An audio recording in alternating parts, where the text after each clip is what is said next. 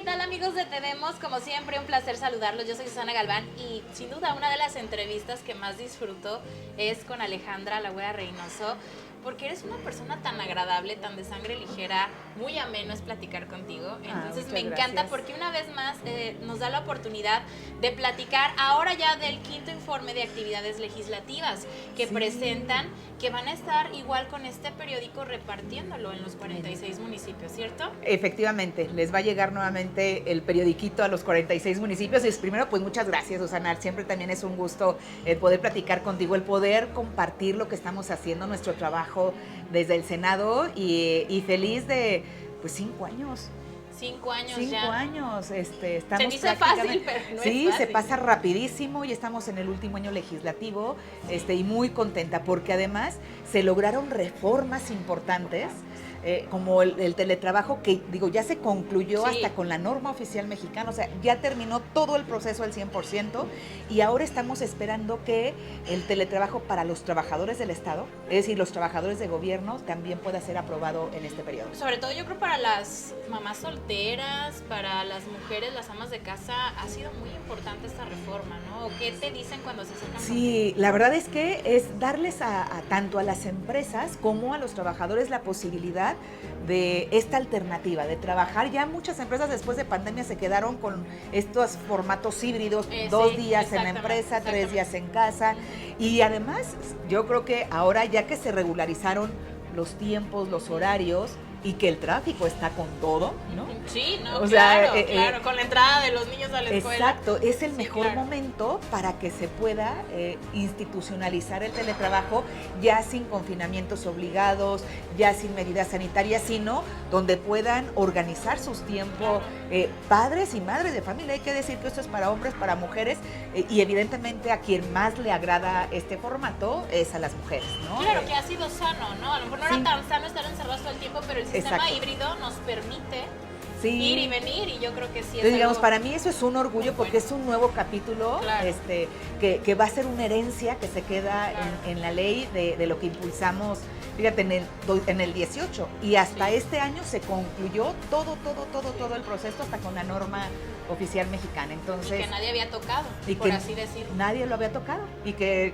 quedó comprobado que no es un tema de pandemia, sino es una modalidad que bien vale la pena. Claro. Y el otro de los temas que también me da mucho gusto, el trabajo con sociedad civil organizada, que me encanta y que durante varios meses estuvimos colaborando y acompañando a más de 12, 13 organizaciones de la sociedad civil, donde cada una atiende cáncer de mama, cáncer infantil, cáncer de hígado, cáncer de estómago, cáncer de próstata, cáncer de tiroides. Es decir, todas las organizaciones que atienden algún tipo de cáncer, que son organizaciones de la sociedad civil, se juntaron.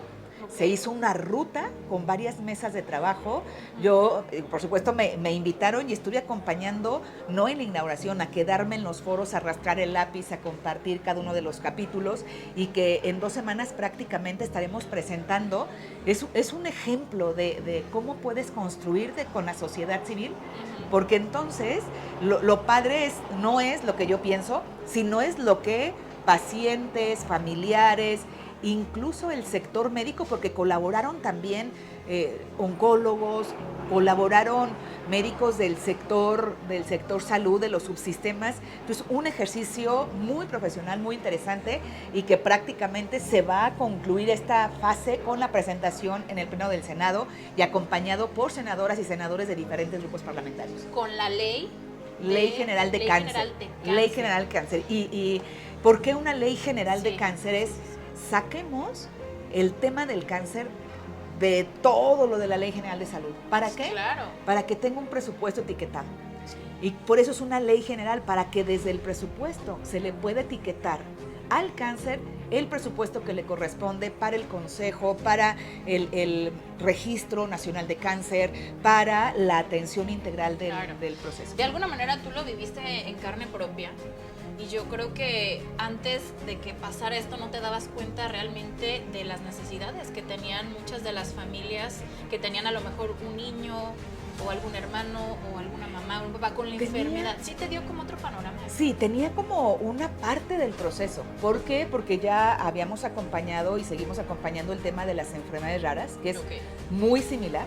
Es decir, que no hay presupuesto. Y que no hay presupuesto. O también, principalmente, fíjate, en los pacientes, a los niños del Hospital Federico Gómez de la Ciudad de México, es cáncer infantil.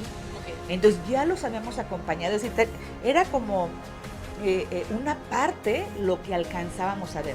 Pero ciertamente vivirlo, y porque además es justo hace 2 años, por estas fechas, pues era la confirmación del diagnóstico, era ya programar la cirugía, era tomar decisiones. Entonces ha sido todo un proceso de aprendizaje y evidentemente ahora en la ley pues me permite ver que hay que considerar desde el paciente, los familiares, el registro, qué tipo de cáncer, saber que hay diferentes medicamentos que dependiendo del tumor, si es cáncer de mama, del tumor, si hay ganglios positivos, si no hay ganglios positivos, es decir, todo lo que influye para una atención integral y no solamente de cáncer de mama, sino justo a partir de eso, pues sí me buscaban pacientes que habían sido diagnosticados con otros tipos de cáncer, yo no sabía, hombres y mujeres. Me acaban de decir de un caso de cáncer de lagrimal.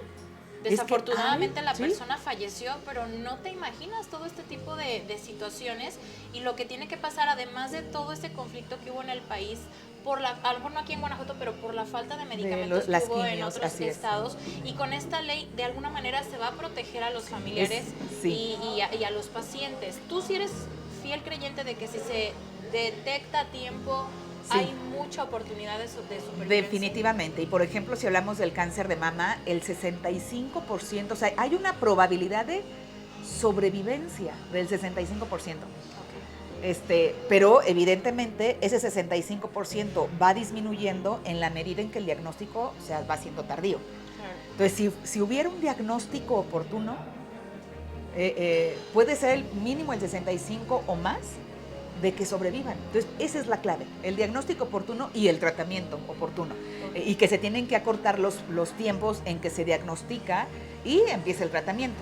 Entonces son grandes retos. Y dentro de este periodo, dentro de estos 5 años, dentro de esta ley, ¿qué te platica la gente o por qué están incrementando de manera exponencial los casos de cáncer según tu opinión? Es decir, ¿no tendrían también las autoridades que tocar otro tipo de temas como industrias, como contaminación, como que entrara por ahí el tema de los alimentos? Hay factores que pueden influir, que incluso, falta muchísima investigación. Hacer, ¿no? Muchísima investigación. Por ejemplo, recuerdo una senadora que es del estado de Hidalgo, y no es Xochitl, es otra, que decía, a ver, hay una afectación a la salud por el tema de la refinería de Tula, ¿no? Hay en otros estados puede haber una afectación en el tema del agua. En Veracruz había, por ejemplo, lo tengo muy presente, porque había una enfermedad rara donde curiosamente Veracruz tenía varios pacientes. Entonces empezaron como a investigar, cuáles son las características, qué es lo que está provocando, incluso algunas enfermedades del riñón. Entonces, es decir, sí falta investigación en torno al tema del cáncer. Hay factores que pueden aumentar el riesgo, hábitos, ¿no? Sin duda alguna. Ahora, ¿por qué hay más casos? Pues porque no ha habido una campaña o una estrategia de prevención, que es lo que nosotros hemos insistido. Primero, sí se intensifica, por ejemplo, lo que tenemos mujeres, hablemos de cáncer de mama, hacernos nuestros estudios cada año, eso te permite detección oportuna. Cervicouterino. Que además, después del cáncer de mama, cervicouterino es otro de las causas de muerte en las mujeres. Entonces, por un lado, tiene que ver la detección oportuna, pero también, ahora, ¿por qué ha estado en la conversación el tema de cáncer? Por la falta de medicamentos. Porque entonces se supo que los papás de niños con cáncer tuvieron que manifestarse, cerrar el aeropuerto ante la falta de medicamentos, porque, es decir, ahora se conoce o digamos estuvo más en la conversación ante el desabasto de medicamentos, y entonces eso alertó claro, ¿no? A la sociedad en los distintos estados. Bueno, pues ahorita que estamos tomando cafecito, yo creo que con esta ley te hubieras dado por servida en todo el año, pero sin embargo te fuiste también a explorar otros rubros como fue el económico.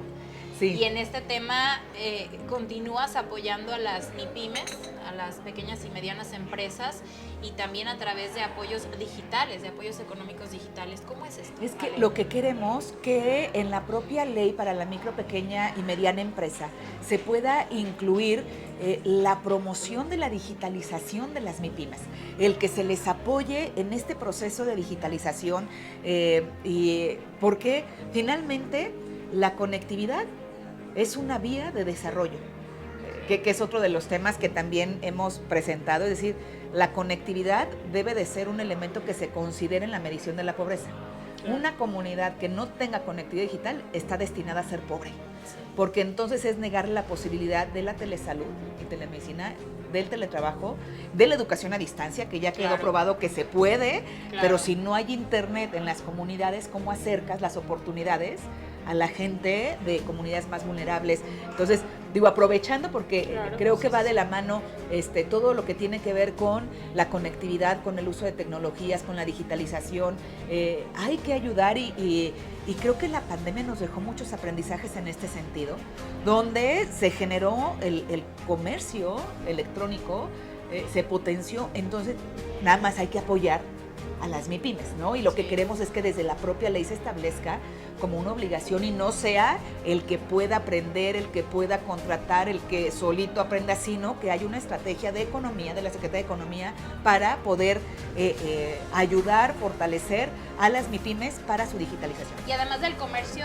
¿qué tipo de personas se acercan contigo en cuanto a emprendimiento se refiere? O sea, me llama la atención como después de la pandemia, ¿qué fue lo que más detonó que la gente quisiera poner como negocio o emprender? Fíjate que mucho fue el comercio digital, o sea, sí. De todo tipo. De todo tipo.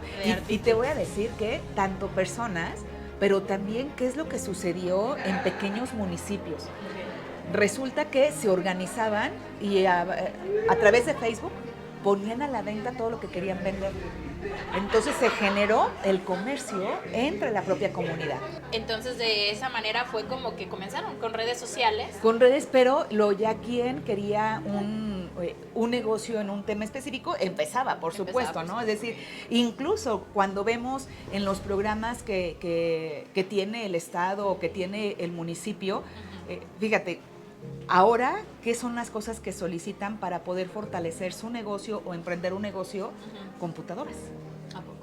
¿Por qué? Pues porque ya transitó del negocio de servicios. De tener hasta de rentar un local. Entonces, en tu casa, ahora, ¿no? con equipo de cómputo, puedes apoyar a un emprendedor.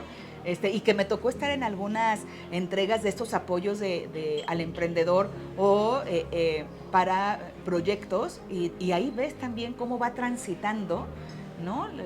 los emprendimientos. El tema económico, pues ahí está. También dentro de este informe de actividades legislativas, y además felicitarte porque por tercer año consecutivo vicepresidenta en el Senado, también que pues no cualquiera, así que muchas felicidades, Ale, pero también has estado trabajando mucho con las embajadas de paz, que es un proyecto sumamente interesante en medio de un país que sigue, en donde sigue proliferando la violencia, la sangre.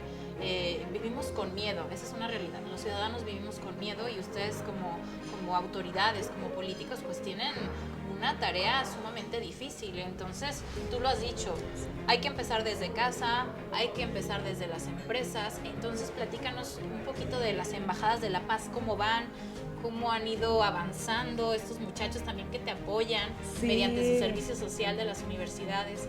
Muy padre, la verdad es que un proyecto que emprendimos en el mes de marzo, es decir, llevamos 6 meses, fue esta primera etapa porque fue emprenderlo de ceros, ¿no?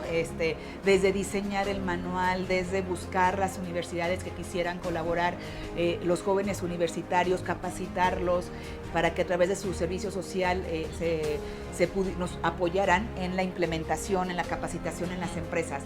Entonces, muy contenta porque la colaboración ha sido sumamente importante, pero ves la reacción de los jóvenes, el compromiso.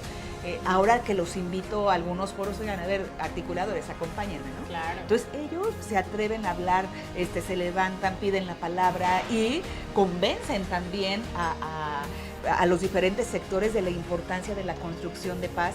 Entonces 130 articuladores comprometidos que prácticamente se les dio la capacitación, empezaron ellos ya a dar la capacitación en colonias, en universidades, pero también en las empresas. Claro. Con los equipos de colaboradores de diversas empresas traemos más de 50 empresas en el proceso de intervención para obtener el distintivo de empresa embajadora de paz, además de las capacitaciones que se están haciendo, que se ha superado las 3,000 personas en capacitarse. Ajá. Digo que nos falta porque queremos pues que todo el mundo, esto es un proyecto a largo plazo, pero el haberlo arrancado y el haberlo implementado, lo más importante es cómo desarrollas el taller, cómo desarrollas el manual, cómo generas esta articulación entre el sector educativo, entre las dependencias u organizaciones de la sociedad civil para la colaboración en prevención de adicciones, en el tema del desarrollo de capital humano con las áreas educativas. Es decir, pues un proyecto muy integral. Yo muy contenta porque me gusta sembrar. Me gusta sembrar, pero no solamente lo siembro y lo dejo, sino sembrarlo, verlo crecer, por supuesto, esto llevarlo, digo, es mediano y largo plazo, porque para poder ver cambios en la sociedad, quienes miden la paz nos dicen de 1 a 5 años mínimo, ¿no? Sí, y es muy interesante porque nos mostrabas un testimonio de un par de chicos que han participado contigo en las embajadas de la paz, que qué tal que en las empresas los ven y algún cazatalentos por ahí dice, mira, este chico o esta chica tiene potencial, quédate conmigo. Entonces también a ellos les abre puertas, les genera un currículum, les genera oportunidades laborales y a su vez ellos pues imparten este mensaje de paz. ¿Qué es lo que más ven? Por ejemplo, en las empresas pues no quita también el maltrato laboral, pero también vemos la violencia intrafamiliar, o sea, ¿qué temas tratan en estas embajadas? En los talleres de construcción de paz se aborda desde identificar qué es la violencia y cuál es el conflicto. No nada más es un golpe. No, es decir, la violencia es la consecuencia de un conflicto no resuelto. Entonces, para evitar la violencia hay que resolver el conflicto, y para resolver el conflicto hay que desarrollar 2 habilidades que perdimos la costumbre porque es bien sencillo. Comunicación asertiva y negociación o resolución de conflictos. Es decir, si no dialogamos, pues ¿cómo se van a resolver los conflictos? Entonces es una reflexión que te lleva a cuáles son los valores o los elementos de la paz, identificar qué es un conflicto y qué es la violencia, identificar los roles y cómo poder resolver los conflictos, cuáles son las etapas. Entonces, todo esto lo hacen los jóvenes, se aplican el test, ¿no? De cuál es el estado de ánimo de la persona. Los sentimientos juegan un papel fundamental en cómo reaccionamos, pero tener la conciencia de por qué estamos reaccionando de esa forma, qué está pasando, ¿no? Entonces también están apoyados por algún psicólogo. Lo que se da el taller, porque lo que hay que llevar es la reflexión, ¿no? En esta certificación, porque esa es la capacitación. Pero ¿qué sucede en el proceso de certificación? Ya para obtener el distintivo, ahí sí son diferentes etapas y hasta exámenes, pruebas, ¿no? Sí, a ver, que la empresa implemente diferentes procesos de liderazgo positivo, ver si la empresa sabe cuál es el nivel de escolaridad de sus trabajadores, que les pueda facilitar el que sigan creciendo, que se desarrolle ese capital humano, el que tengan un área de escucha en la empresa, no para resolver los problemas laborales. Eso está recursos humanos. No, el área de construcción de paz es para generar las actividades de convivencia, de diálogo, de desarrollo, de escucha de sus colaboradores. ¿Y hay alguna empresa algún sector que les abre más las puertas? Mira, tenemos de todo, ¿eh? O sea, la verdad es que en el registro de empresas tenemos más de 160 empresas. Pero claro que no podemos llegar a todas al mismo tiempo porque hay todo un proceso. Ahora en esta primera etapa están 55 y los articuladores acompañan a la empresa a decir, oye, a ver, primer eje de certificación, procesos de liderazgo positivo, ¿ya desarrollas algo? ¿No? Ok, entonces te podemos sugerir, también el IECA, que yo agradezco la colaboración del Instituto Estatal de Capacitación, porque es quien certifica, pero también quien les puede dar alternativas. Oye, yo puedo capacitar, ¿no tienes liderazgo positivo, algunos talleres o algo? Perfecto, yo te ayudo, ¿no? Oye, ¿tienes un diagnóstico o les has dado charlas de prevención de adicciones? No, ok, está Planet Youth y tu enlace en este municipio es esta persona. Es decir, el articulador les va diciendo para cada eje de certificación, si ya lo realizan y tienen que ver evidencias, ¿no? De si hay talleres de liderazgo positivo, perfecto, palomeado. Hay evidencias para poder agregar al proceso. La capacitación o charlas de prevención de adicciones, ¿ya las llevan a cabo? No, ok, entonces hay que implementarlas. Se toman las evidencias y entonces se palomea el segundo eje. Oye, en el tema del desarrollo de habilidades y desarrollo de capital humano, tienes el diagnóstico de la escolaridad de tus trabajadores, ¿sabes si todos tienen certificado de primaria? No, ok, hay que hacer el diagnóstico para ver que todos tengan sus certificados de primaria, de secundaria, de prepa. Oye, ¿y por qué no implementas ahora un proceso para que se sigan formando, ¿no? Claro. Entonces, cuando le pedimos a una empresa que la jornada laboral incluya la construcción de paz, nos referimos a que en la semana se dé 1 hora o 2 horas, cada empresa lo determina, para que justo se haga este ejercicio con sus colaboradores. Perfecto, Ale. ¿Cómo te ves concluyendo este 2023 y cómo visualizas a Ale Lagüera Reynoso en 2024? ¿Qué viene para ti? Fíjate que por un lado el 2023 lo concluyo y en esto que resta con mucha satisfacción. ¿Por qué? Pues porque no dejamos de trabajar, no dejamos de proponer, no dejamos de construir, no dejamos de visitar los municipios, no dejamos de construir con la sociedad civil. Que a mí esto, o sea, la verdad es que me encanta, me gusta, con los diferentes sectores. Entonces, por un lado, viendo resultados legislativos, viendo resultados de colaboración, de participación ciudadana, que para mí es bien importante, viendo cómo los jóvenes tienen la disposición de colaborar, porque si recuerdas, también está el proyecto de embajadas juveniles, que me dijo, güera, y las embajadas juveniles, yo, ay, espérenme poquito, porque, sí, pero yo espero que antes de que concluya el año podamos llevar a cabo nuestra reunión de las embajadas juveniles, porque también son 5 años de que se fundaron y que ahí están los jóvenes como para entregarles sus propuestas, en qué estatus están, porque también creo que nuestra labor ahora no solamente en el Senado tiene que ser de seguir proponiendo, sino ahora ver qué tenemos pendiente de aprobación en el Senado, pero también en la Cámara de Diputados. Oigan, en el Senado ya nos aprobaron este tema, échenos la mano, ¿no? Claro. En que salga también en la Cámara de Diputados. Entonces, por un lado, lo veo así con mucho ánimo y muy contenta y con mucha satisfacción. ¿Y el otro? Y el 24, pues con más trabajo, okay, ¿no? Va a ser un año, me parece, estratégico.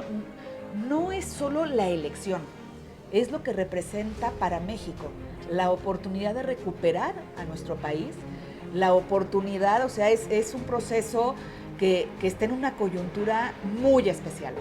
O sea, yo no veo el 24 como la elección ni del 21, ni del 18, ni del 15, ni del 12, no. Lo veo en un momento histórico, y además, algo que me entusiasma, que tiene que ver con el 24, lo veo con la sociedad civil acompañando.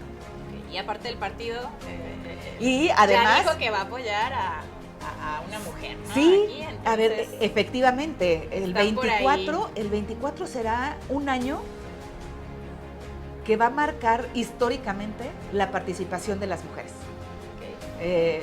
Por el tema de Guanajuato, por el tema federal, porque si vemos ahora, o sea, pero además si vemos, además de la elección, que ya de por sí marca eso la diferencia, presidenta del INE, mujer, presidenta del Banco de México, mujer, presidentas de las mesas directivas de la Cámara de Diputados y del Senado de la República, mujeres, El país presidenta está de del Poder mujeres. Judicial, mujer de la Suprema Corte. Así es. Mujer, entonces, pero evidentemente en lo personal también con mucho entusiasmo porque nos veremos en el 24. Así es, sí, te ven muy bien. Muchas gracias. ¿Algo más que quieras agregar? Pues agradecer este espacio e invitarlos a que nos sigan en nuestras redes sociales, en Twitter, @Güera Reynoso, en Facebook, Ale Güera Reynoso, en Instagram, en TikTok, en nuestra página web, en YouTube, donde vean nuestro trabajo, pero también que visiten la página de embajadasdepaz.mx, que le den clic en 10,000 acciones por la paz, para que ahí puedan hacer una acción por la paz, y esto nos ayudará a poder construir la paz sostenible para León, para Guanajuato, para México. Como siempre, dando resultados en cualquier trinchera que te encuentres. Muchas gracias por darnos tu tiempo aquí en Te Vemos. Ya sabes que esta es tu casa. Muchas gracias. Y bueno, nosotros continuamos con más. Recuerden, estamos con ustedes a través también de redes sociales y nos movemos contigo.